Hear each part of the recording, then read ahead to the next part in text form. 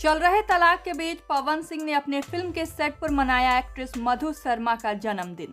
जी हां, film power star के set पर यह सेलिब्रेशन हुआ और ये सब पवन ने अपनी फिल्म की एक्ट्रेस मधु शर्मा के लिए खुद अरेंज करवाया था। ना सिर्फ पवन ने केक काटा बल्कि साथ में ठुमके भी लगाए। जरा देखिए ये वीडियो।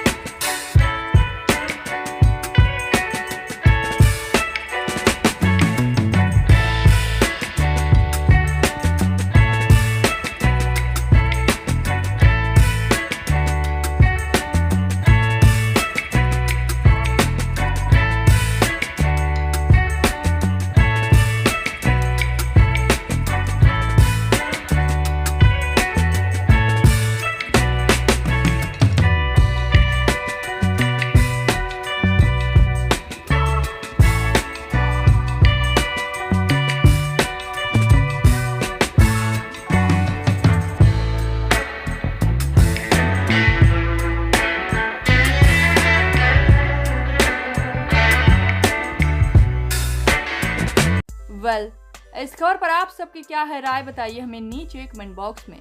और भी ऐसी खबरों के लिए सब्सक्राइब कीजिए हमारे चैनल को।